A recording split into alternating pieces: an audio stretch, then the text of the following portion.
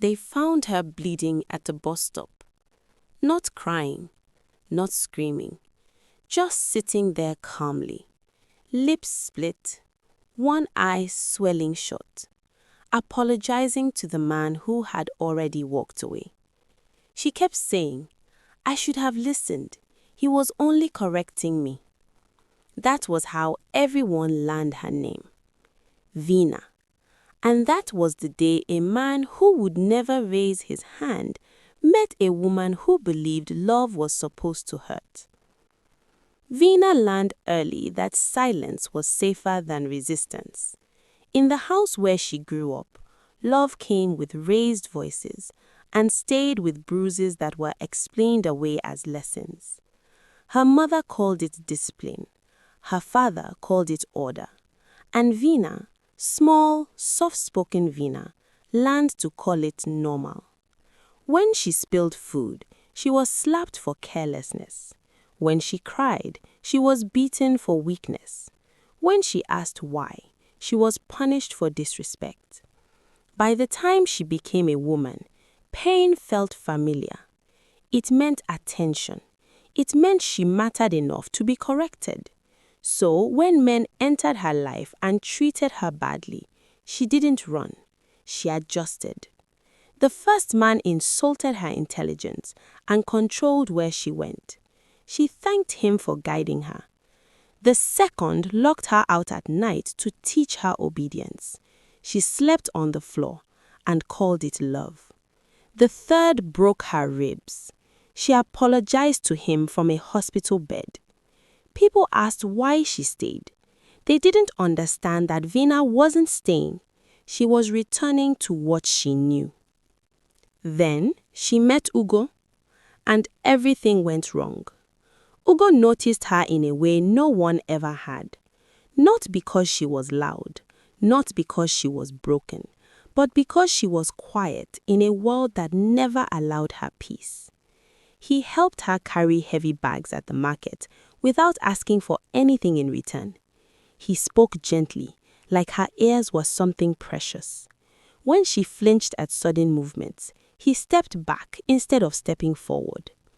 Ugo fell in love almost immediately. Vina did not. His kindness confused her. His patience made her uneasy. When he complimented her, she waited for the insult. When he listened, she waited for the punishment. But it never came. Ugo never shouted, never grabbed, never raised his hand. And that scared her more than any beating ever had.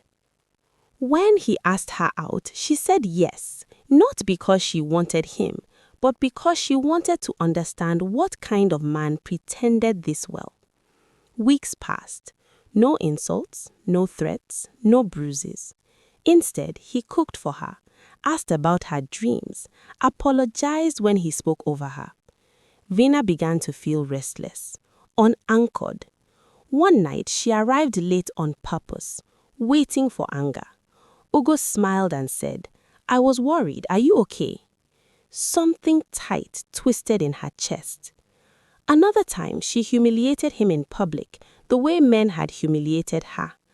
Ugo pulled her aside gently and said, "You don't have to hurt me to be heard."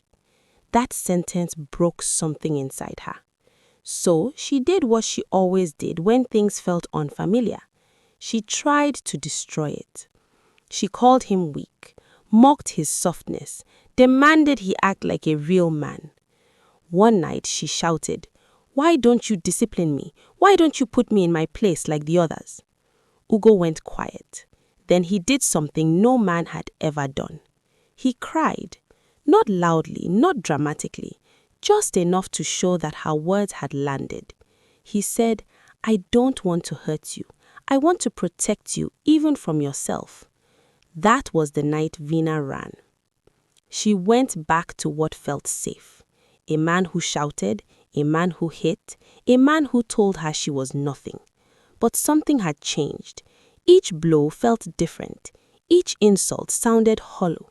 Because somewhere in her mind lived a memory of hands that never raised and a voice that never tore her down. When she ended up bleeding at that bus stop, apologizing to the man who hurt her. Ugo was the one who found her. He didn't touch her. He knelt, met her eyes, and said, "This isn't discipline. This is cruelty." She whispered, "I don't know how to be loved any other way." And Ugo stayed.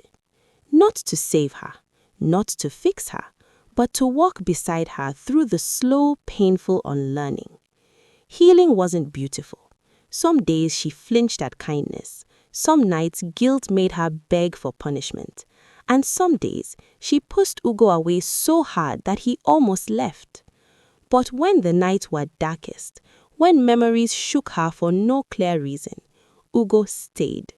Not with lectures, not with pressure, just patience. Some evenings he sat beside her in silence. Some mornings he reminded her love was not a test she had to pass. He stayed when healing was slow.